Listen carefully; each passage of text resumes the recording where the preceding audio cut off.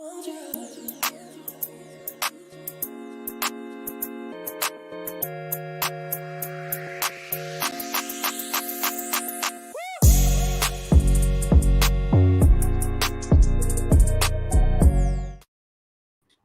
going on, people? Welcome to United View. Good morning. Welcome to the morning view. Get your coffees, get your teas, get your herbal. I've got a little herbal number in here. Got a little green, well, not green tea, but like it's actually a mango and pineapple something herbal tea. Got one of them. Cheers. Cheers. Happy Friday. A busy day today. Press conference, team news from Eric Ten Hag. We'll be covering that later. Lead up to tomorrow's game, but more stuff to talk about. Less so of the takeover today, unless anything changes throughout the day, which that could always happen. But we're going to talk about Lisandro Martinez, potentially player of the year. Player of the year, in line for a new contract. We're going to talk about that, which is staggering. min-Jae and MUFC Guehi transfer targets as well. And there's a little bit on Rabiot potentially as well, because he keeps circling. This keeps being that little Rabiot number. But let us know your thoughts on this. Get involved as per usual, and make sure you guys smash your like straight away, straight off the bat. Let's get straight into this. Martinez has been. Let's get. I feel. Do you know what? Actually, what have we got first? What have we got? Yes. First? So this comes from actually really credible sources, it must be said. So first from Sky Sports, saying that Manchester United want to reward Lisandro Martinez with a new contract for his performances in his first season. Initial talks have been held for what Martinez's new contract terms will be, but an offer may not arrive until Manchester United's takeover process is complete, like with anything else. But it's also been reported by Fabrizio Romano as well that Manchester United are already considering an improved contract bid for Lisandro Martinez after an impressive season, but no formal talks have taken place yet. It's not imminent.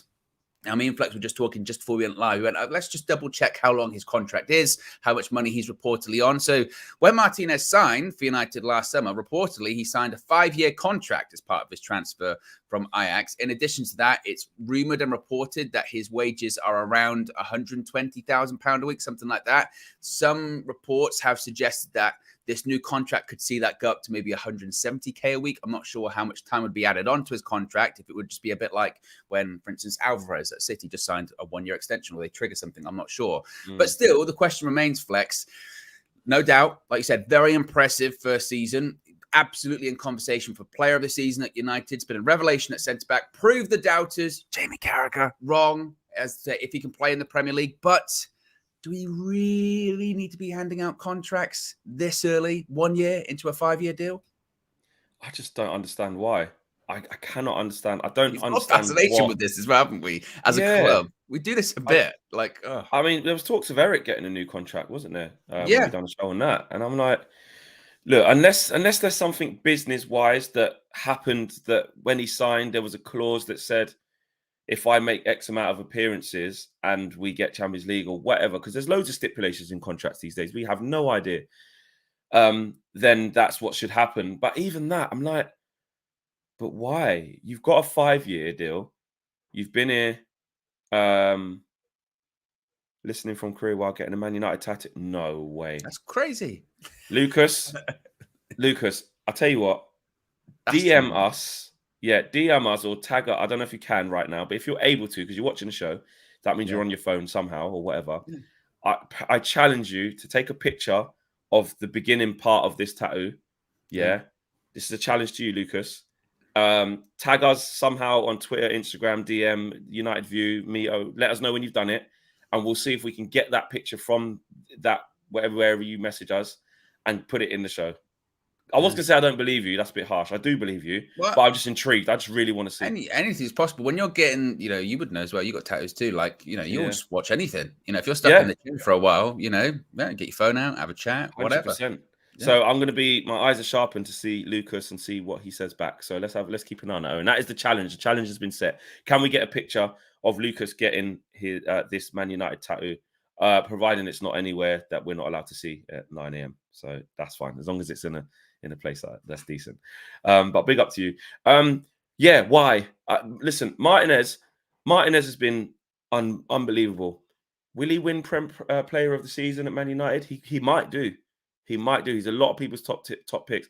There's it's on my leg. Okay, I will see if I can do it on Twitter. Okay, yeah, there you go. At me. Yeah, Bruno's a top candidate as well. He could win it.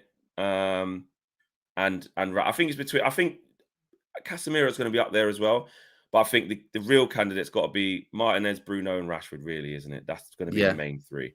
There's obviously honorary mentions to loads of people. I think Luke Shaw's been excellent. Casemiro's been excellent. You know, but to be honest, realistically, it's probably between Rashford and Martinez. Yeah. I'm not sure Bruno would probably be as close to them. He's had a good season, and obviously his first season as, well, not official captain, but being captain, having the armband for most of the time, most of the games. Yeah. So it's probably between Rashford and Martinez. And again, make no mistake, he, like we said, he has been a revelation this season for me. He's one of the best centre-backs in the league, and he's young, still improving. I think he'll be better next season. We've missed him whenever he's not been available, whether it was just coming back from the World Cup. Not so much then, but particularly when he got injured recently against Sevilla. Thank God it wasn't as bad as we first thought. We thought he'd done in his Achilles, and he hadn't, just broke a metatarsal. But it's almost like, because we're so used to our transfers performing badly or not working out, that when they do, we don't know what to do. So we think, well, what are we going to do, Flex? Our transfers worked. We've got it like, or a manager's had a good season. We've got to tie him down. Long-term future. They're already tied down. And also, this is going to sound a bit pessimistic, but this is just because we're talking about business here and contracts and trying to not end up in the same position as last time, especially in previous times, especially when we're nowhere near having to do this. I'm like, second season's always the season, though.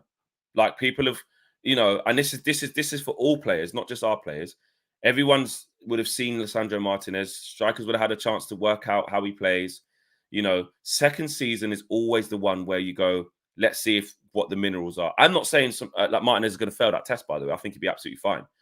But to reward someone off the back of one good season, I think that sends the wrong message, personally. I do. I think again, take this what I'm saying in context. I'm not saying, like, Flex, don't you want to keep on our good players, you know, show them that we're serious. Like, we've already showed him that we want him for a long time. We've just given him 5 years and 120 grand a week or whatever it is.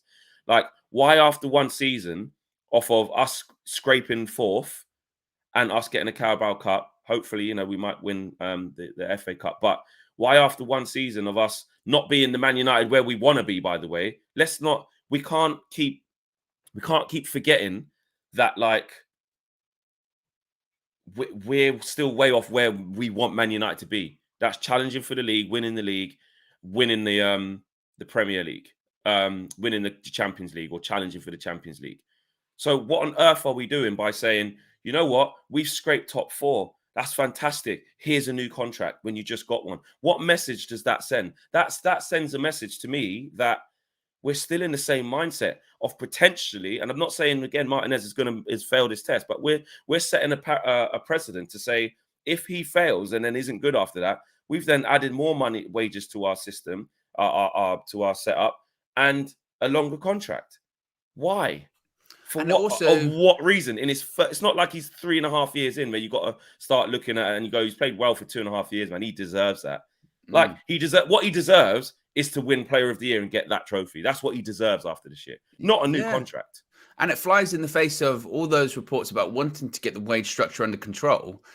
Even if it's just like they're saying, oh, it's just be like a 50k increase. Well, okay, but then when time comes to actually renew his contract, it's going to be higher again, and you'd be like, if we hadn't actually, you know, renewed his, or just added on 50k for no real good reason, however many years ago, you know, it wouldn't be escalating. It's just an unnecessary escalation for something that doesn't need unnecessary escalation. On top of that as well, one would think that if we do qualify for the Champions League, his contract will go up anyway, because contracts go up and down based on if you're in the Champions League or not. So his contract could be going up anyway. And then on top of that, we might be increasing it again. And again, I'm not sure, like, how long we time down for. I don't know if it's a case of Chelsea where we've just gone amortization. Let's time down for 10 years and we're going to spread across that contract. It just, again, and it's not a slight on the player. And you have to sort of really get that across, don't you? That it's not a slight on the player. Everyone's very, very, very happy with Lisandro Martinez. I'm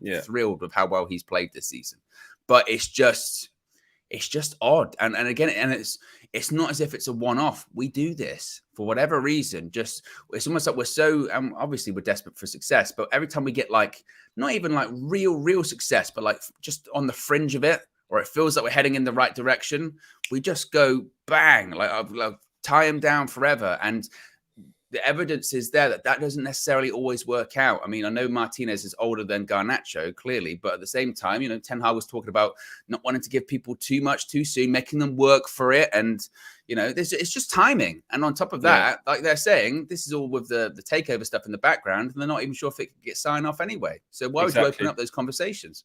Aria says they're doing it so nobody poaches him. Like, at the end of the day, if you're on a 5-year deal at Man United, and it's 1 year into it and somebody wants to come and buy you, you're the club, you just say no. Unless he's got unless he's got a release clause like the Kim Min-Jae situation, which I don't believe he does. We all would have known about that by now. Don't do them. Yeah, exactly. We would have known about that. Then it can't be because of that. And we can't set a precedent that after 1 year we're so scared of losing you. We're supposed to be Manchester United.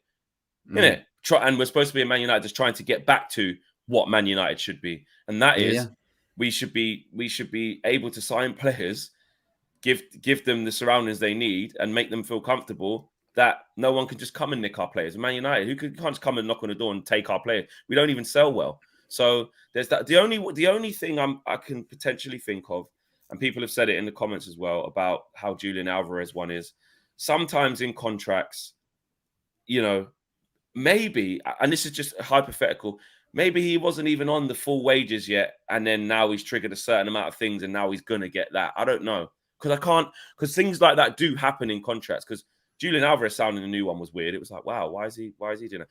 I think Chelsea even done it. I know you can't use Chelsea as a parameter because they're just mad.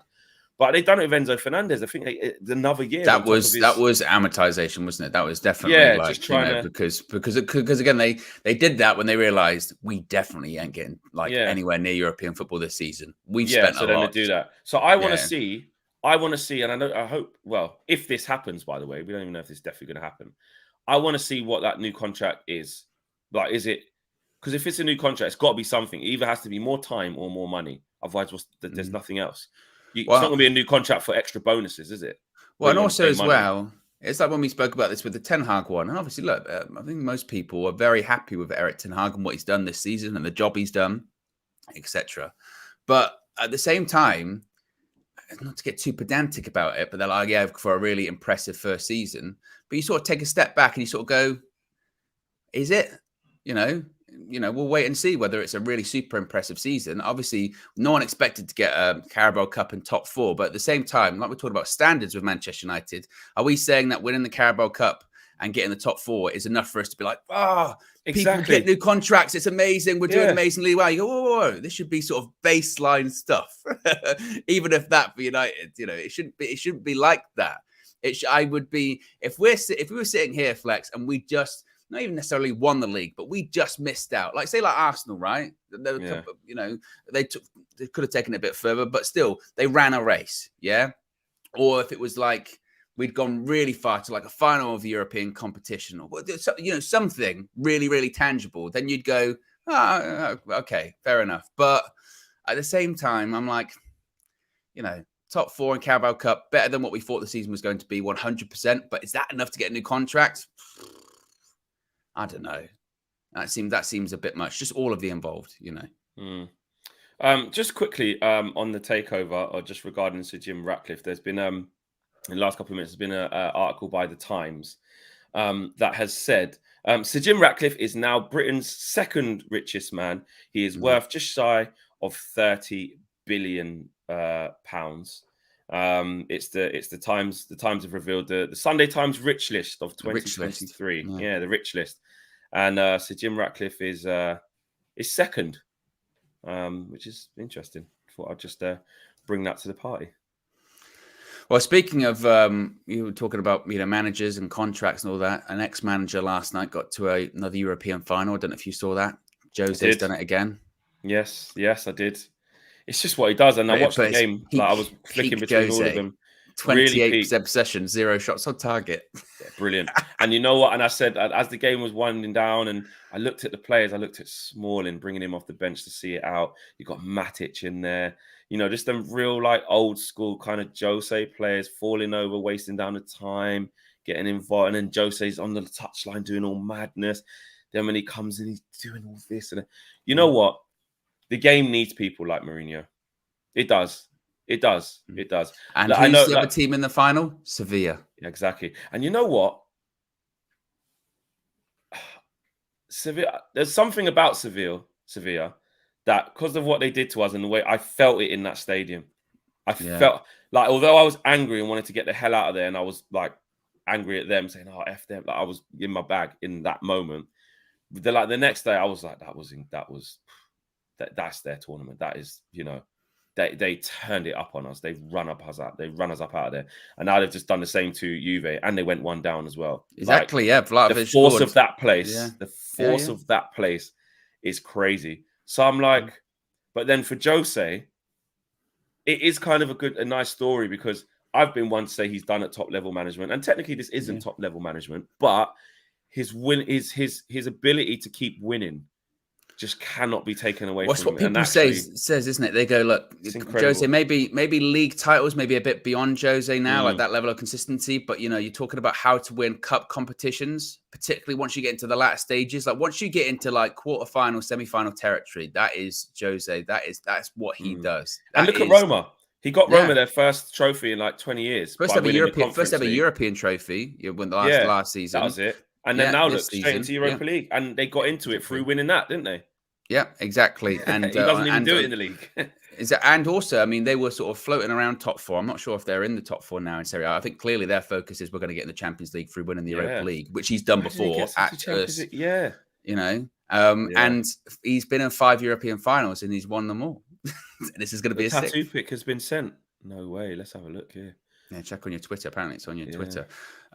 Whilst Flex looks for that, and also another ex-Manchester United manager reaches European final, and David Moyes as well. West Ham in the Europa Conference League final as well, facing Fiorentina. There's also an Italian side in every European final this season, whether it's Inter Milan against Manchester City, Roma, of course, facing off against Sevilla, or Fiorentina facing off against West Ham. So a strong year for Italian football. And on top of that, there was 3 Italian teams in the There was 3 Italian teams in the quarterfinals, wasn't there? Of the exactly. Sirens agree. It's true. The Sirens are sirening, mate. They are. It's crazy. Italian teams are doing absolute madness. When actually we've said for a while that Italian football's dead, and ironically, you know, like you said, there's one in every single final. Indeed. What's the tattoo saying? I don't know if is it added on me or is it on United View? It could be United View. It could be United View. Let me check. I'll have a look. Yeah, skip for now. Notifications, mentions. Nothing. It says nothing to see here when I go on United Views on. Yeah, me too. Wait, is that even ours? Profile. That's not even the right United View. What's this? Tell you what, something's happened here. We could be hacked. That's not even the right United View. I'm on some next United View. What is that? Fleck with technology. United View. No, I'm all right, but this is just logged in. This is not it. United View 10/8/56. What is that? That's not it. I'm logged into a fake United View. How mad is that on Twitter? You're just grace your cheats. Burner account. Yeah, exactly. You've just revealed your burner account, Fleck. Yeah, exactly. But I can't see. It's not on the normal United one either. Let us know. Let us know. Maybe have you tried your Instagram? I shall try. I have to go to requests, isn't it?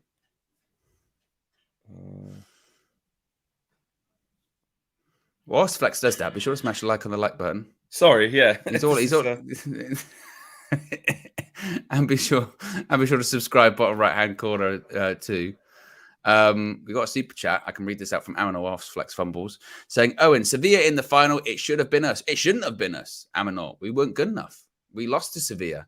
We should have killed the game off in the first leg. But apart from that, you know, we weren't good enough. Flex looks like he's struggling. It's not it. Oh, you also just advertised it. Yeah, I did. Sorry, to forget whatever that was. Whatever that thing I said earlier about whatever United view thing that is. I need to get rid of that. I don't know what that even is. Fleck got UV burners. Yeah, exactly. Disgrace cheats. I'm looking at everyone. I'm watching. Yeah, so hopefully if they send that picture, then we can look at it. Minna saying Flex's age is showing. Get out of here. I tell you what, Fleck. I tell you what. I think Virgin Media's having me on again. I was just about to say it got a bit techie there. You are hanging on though. You're in. You're right. I've got There was a little. I've got the logo in the corner. I've got the thing in the corner again. Oh, he's in big trouble. I think I'm back. But it's moving a bit. It's gonna be one of these mornings. It's gonna be one of these mornings. Oh, there's a bit of a pause there. You're teetering on the edge. Yeah. You sent it to @Flex. Okay, I'm gonna check. Yeah. So to finish off on Martinez before we move on, I don't see why he should get a new deal. I don't know what kind of message it sends. Even with technicalities, why'd you even sign a player for 5 years and say, after 1 year they were going to put you up to this? Why? I don't even understand why that's even a thing. Just do it at the start. I don't get it.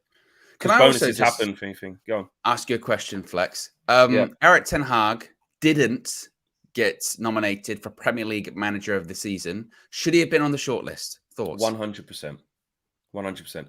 There's managers on there who haven't even had a Manager of the Month award. Yeah, Pep hasn't won one in ages. Not to say that Pep's, he never wins any, but it's true. No. Like Unai Emery, yeah, great. He's come in and got them doing everything. But we're above them. We had our worst season ever. Come on, man. And he's actually won a trophy and could win another one. Come on, man. You can't. I'm going to put a poll in the chat. He shouldn't win it. Be nominated. He should be nominated. Should be nominated, yeah. Yeah, he should be nominated. Let's have a look. Who is the people that were actually nominated for it again? I forget, because it's worth comparing, isn't it? Because if you've got some really strong candidates, you go, oh, fair enough. Yeah, well, because Eddie Howe's in there. There's Arteta, fair enough. De Zerbi, I'd say fair enough. What he's done with Brighton is excellent. Emery, you've got people Silva, Howe, Guardiola. But I would say that Ten Hag's had just as good a season as many of those that are on there. That feels very harsh. Yeah.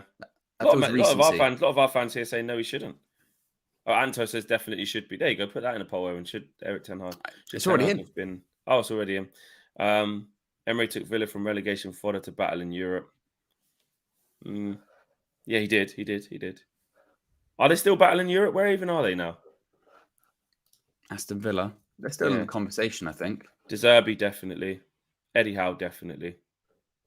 Villa are 8th, level on points with Tottenham in 7th, a point behind Brighton in 6th. So they're definitely Brighton have played one less, and Brighton got absolutely smashed last night as well. Yeah, they did. Fair play to Newcastle. Eddie Howe absolutely is in that conversation of Premier League manager. So wait there, maybe he shouldn't then. Maybe he shouldn't. Is that all the names? And then Arteta and Pep. Let's break it down. Well, let's break it down then. Let's break it down for you, Fleck. Yeah. Okay. Arteta has Erik ten Hag had a better season than Mikel Arteta, or is it close? It's close. I want to say yes because I'm going down the thing of trolling the Arsenal fans of saying we're going to have a better season than you, even if we just get the Carabao Cup. But remember as well, Flex. This is the Premier League manager of the season. So we're talking exclusively about the Premier League here. Yeah. So he hasn't. We've had too many bad days out to say that. That's just biased.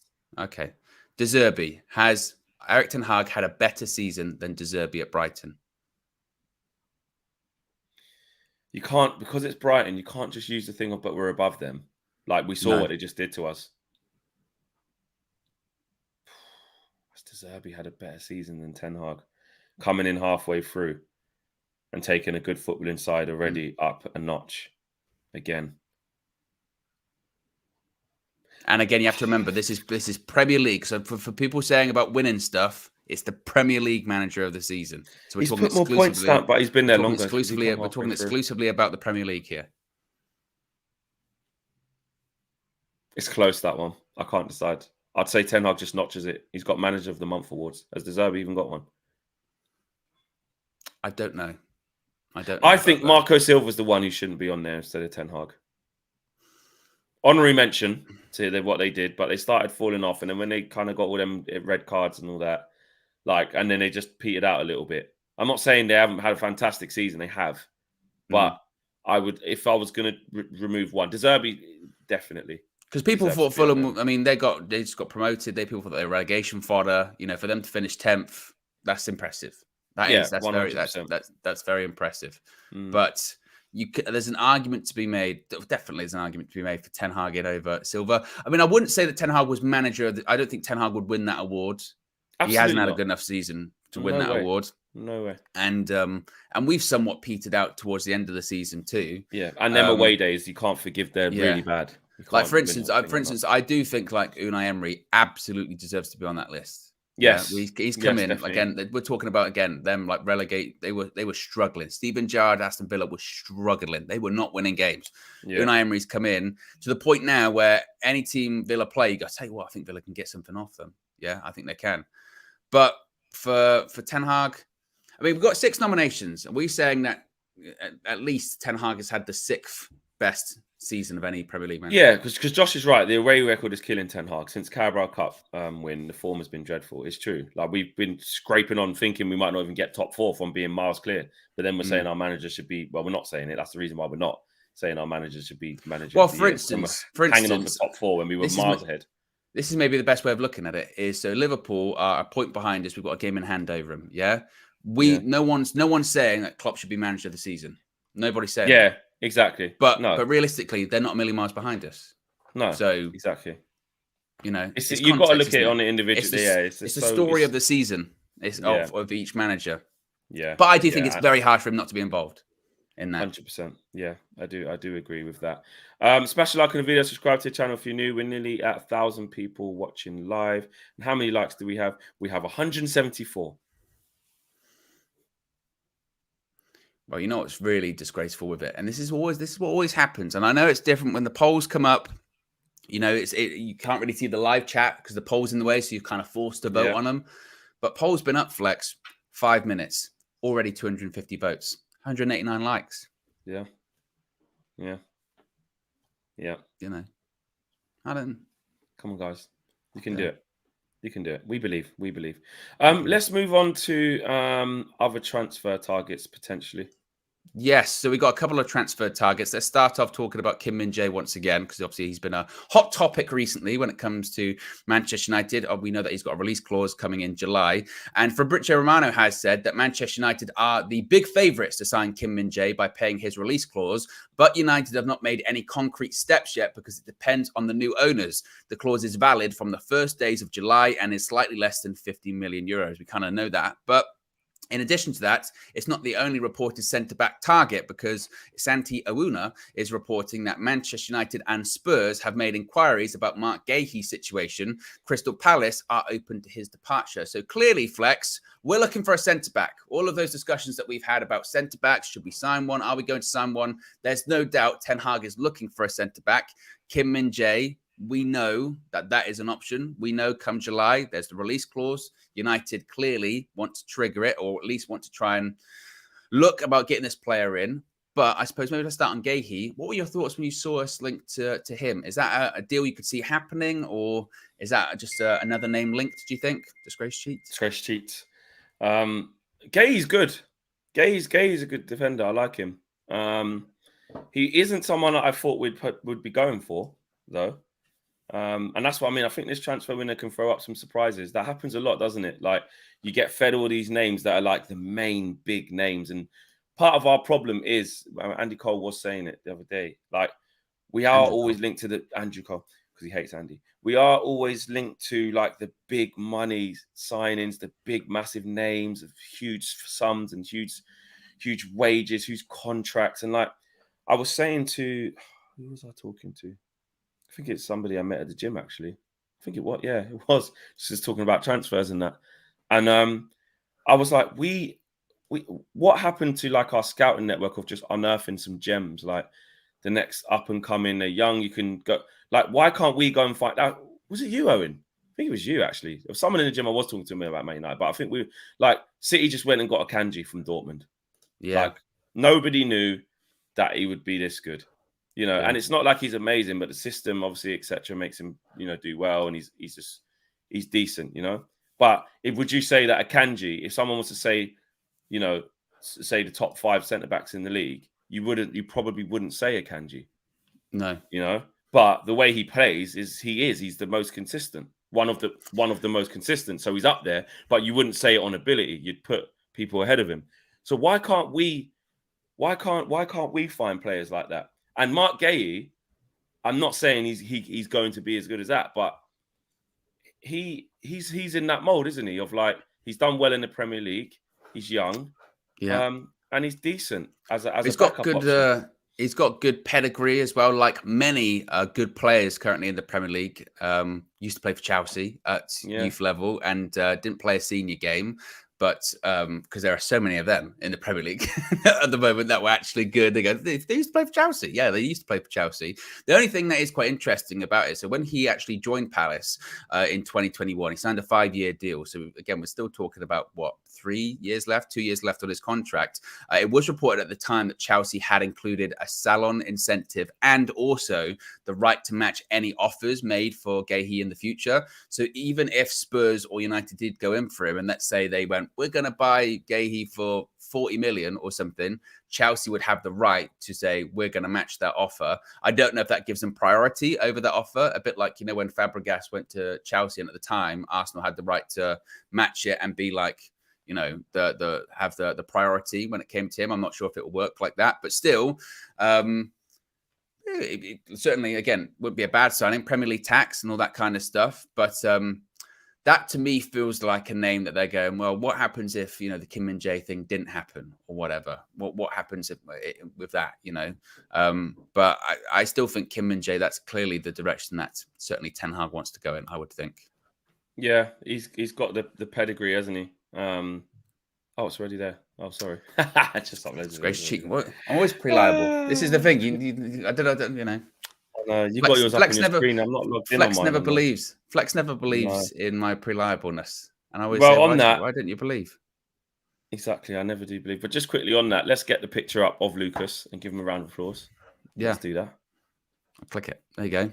There you go. Big up, Lucas. I mean, that could be a tattoo of anything, Lucas. We don't know. It's Man United, just to be pedantic. You never know. But no, big up, Lucas. Well done. Came through like that. Found a way. Big him up. Yeah. The interaction on this show, Flex. Look at that. Exactly. You never know where it's going to go. I'm watching getting a tattoo, and you go, "Well, send us a picture then." Yeah, yeah, show done. Us. Yeah, and now everyone's seen it. And actually, it would be great to see the final finished article. Finished article. Yeah, let us know. When was the last time you got a tattoo, Flex? What was the last one I got? That was my first one. Second one. I think the last one was this one. That was 2014, maybe 15. Oh, so it's a while. I started a sleeve and then I didn't finish it. That's not always done. The way. People always do that. I had that. I can't even get that way around. But yeah, I'd done, and then I'd started going up there, and then in here, it just hurts too much. I was just like this. And then I just left it. And actually, there wasn't anything. I was just getting it to get the sleeve. I didn't. There was nothing I really wanted. There, it's okay. It's okay. For me, okay I got quite like bony forearms and stuff like that. So these ones was like right on the bone. That really hurt there. Yeah. Well, not hurt. You just when you can just feel it. It's like like oof, But yeah. But they always said like the elbows and that hurt, and I was always okay with the elbows and stuff like that. That was always all right. It hurts. Oh, you got 2 full sleeves. I forgot about that. Yeah. When did you get them done? Ages ago. When did I get that last bit finished off? Maybe like 2016, 17, something around that time. Yeah. The last Regret one any of them? No. Yeah, good. No, I mean, I think the only one you sort of regret is when you get your first one and you wake up like the next morning and you go, "That's still there." Yeah, Yeah, I fought a long time. I got everything I got was family and like stuff that's never going to change. So I was good. I got my mum's name on there, Lola. So yeah, it's good. Ink View. Yeah, exactly. Ink View. Let's get the super chats out. Steve says, disagree with your pre-match, Owen. We won't need to sub early. We won't be fizzing out with 2 whole weekdays of breaks during matches for the first time.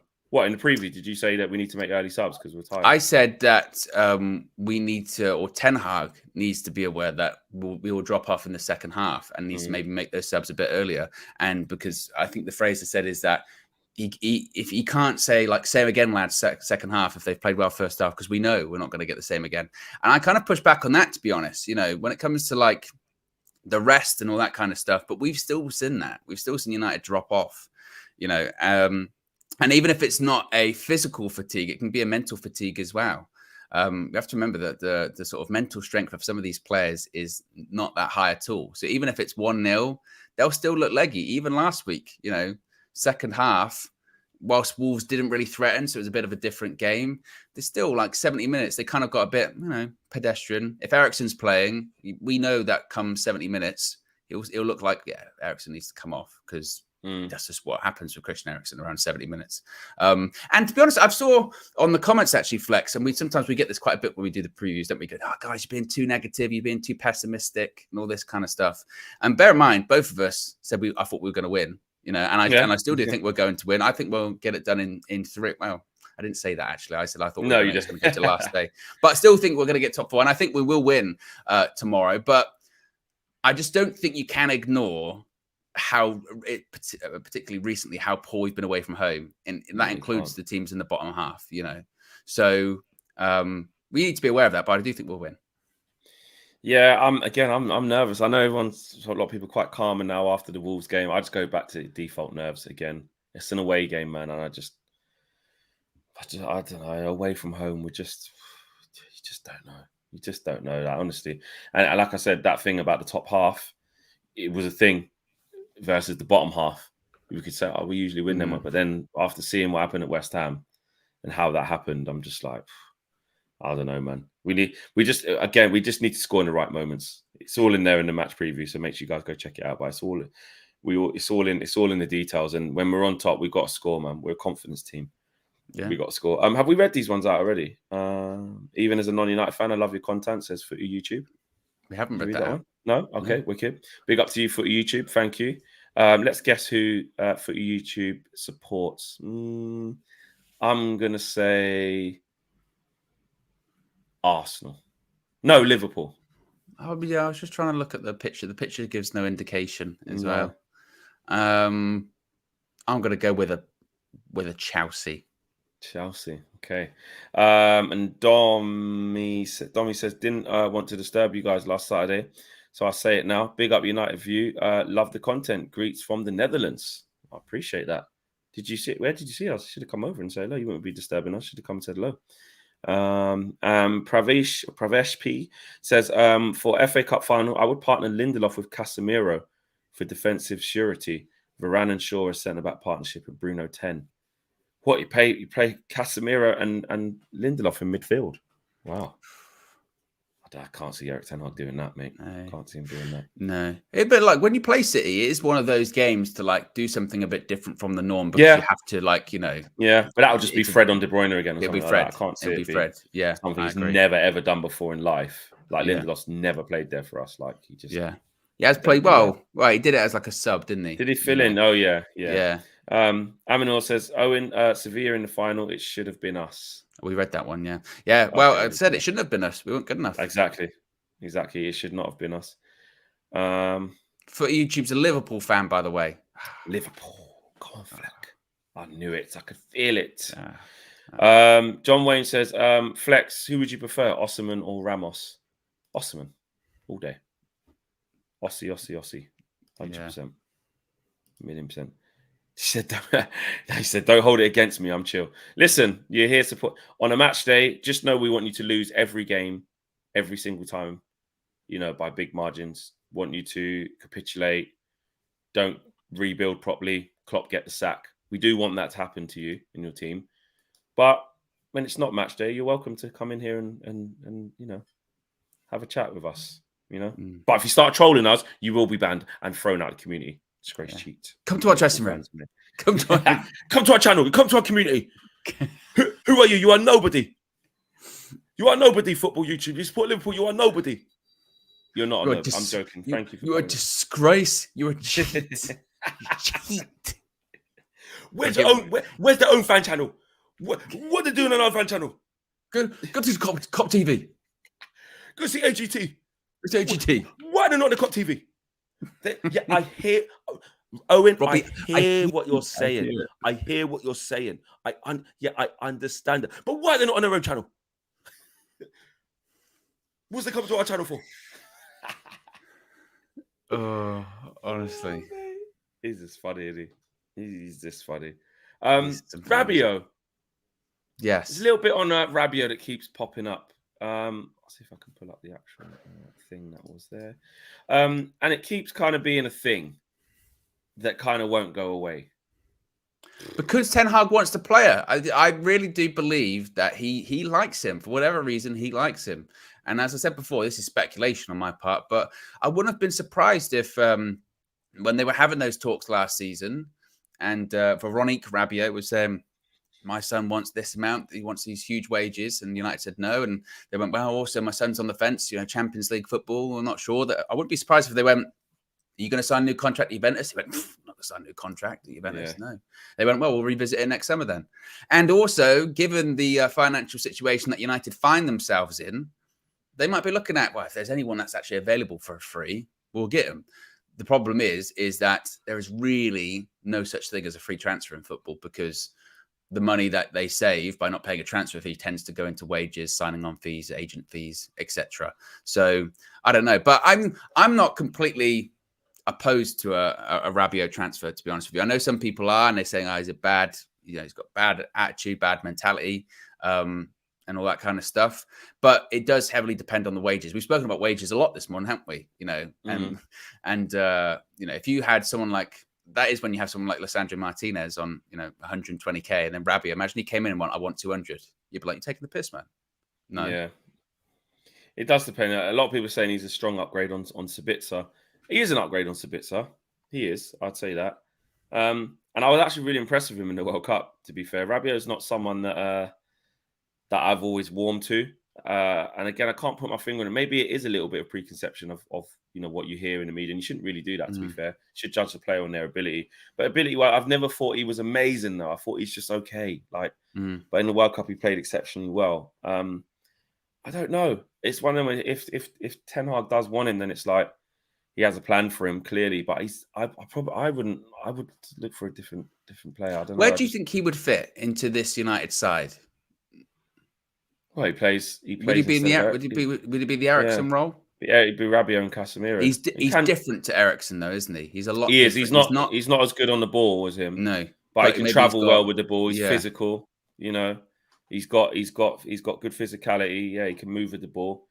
Doesn't get loads of goals, but neither does Eriksen. That's what. It's not about the goals and assists from the midfield. That's the extra bonus. I need us to be able to control games and get about the pitch and win the ball back and be able to keep the ball. But I don't know if he's technically what I'm looking for.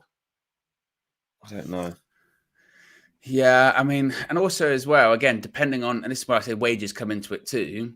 If he is on big wages and you're going, is he going to be starting every week? And you go, I don't know, I no problem with squad players or anything like that. But this goes back to your point about, why can't we find the next Rabiot? Why can't we find, a French player from Liga at some club that's, not PSG or whatever, and buy him and suddenly he thrives in the Premier League.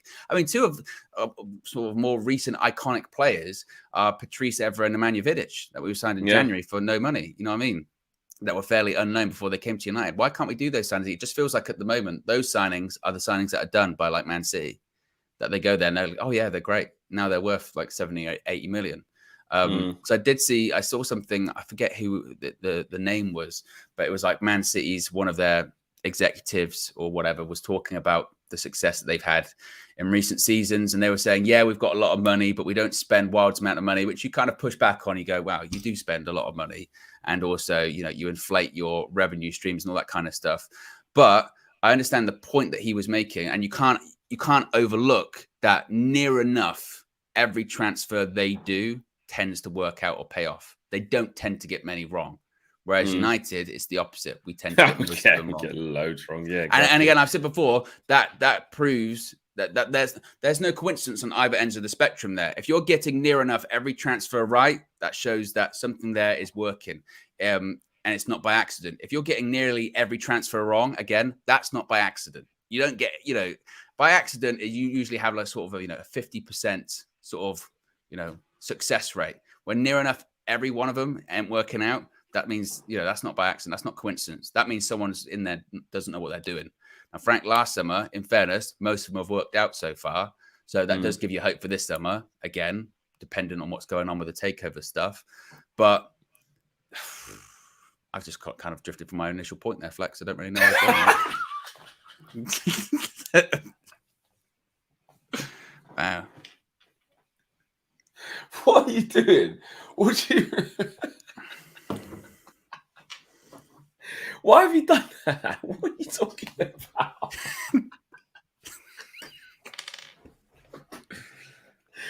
What's wrong with you? What do you mean? You can't just do that. You can't do that. Marcel, was I waffling? 100%. 100% of it. Yeah. What are you doing? Do you know what it was? I was sitting here and I was talking and I was looking around. I went, what am I talking about? What are you saying? What do you mean? What's your point? Kind of, I sort of drift. And this is what usually, if I'm with a co-host, I can tend to get sort of kept on the straight and narrow. On the solo streams, it's worse than this. I'll just go. The slightest thing can distract me. And I was just sort of looking around. I went, I forgot what I'm saying, what point I'm making. What were we even talking about, Flex? What was the initial point? Can you tell me? You were saying that Man United don't get the transfers right. Yeah, and where did that stem from? You went on such a long thing. You might have made me forget. That's what I was thinking. I was thinking that stemmed from. I was going through it, and my point. Rabiot. We're talking about Rabiot. And he said if Ten Hag wants him, so to play that Ten Hag wants, then you found out doing this. Yeah. I don't know. I mean, that's mad. You're actually going to have to rewind the video to see what you started see where about. I was going with it. The points were valid, but I caught myself towards the end and just went, what was the initial point of this? Like, I can't actually remember. It was definitely something related to Rabiot. Oh, I remember. It was the point is that, like you said, why is it always established names free transfers? That kind of thing. Kind of went off in a different direction. One pug, he says, yeah. Well, you got there. Well, you didn't get there in the end. I didn't get there in the end. I just literally it was mid-sentence and I stopped and went, and I won't go with this. Yeah. Steve says, the negative view, brighten up, lads. Flex on DR Sports. Got to back United much more. We've had a fantastic season. I do, but I'm always backing us on DR. Always. Oh, you got to. You got it on there. Oh, yeah. Exactly. It's a very hostile room. The hounds are out, Yeah. You got Abby, who she's just retired from the whole season. Yeah. You got Robbie, which obviously was Mr. Bigger Fish to Fry. It's in our hands. Dictionary definitions. You got AGT with just forgetting his team's been crap this year and just trying to sneak in on vibes. And Matisse, who's just been looking for 40 points for most of the season. Just wanted to be safe. You've got 3/5 of that table that don't have a lot to celebrate about. Yeah, and they're coming for you. Can you imagine? Exactly. I mean, Robbie, he's like Jedi. He did it up until now.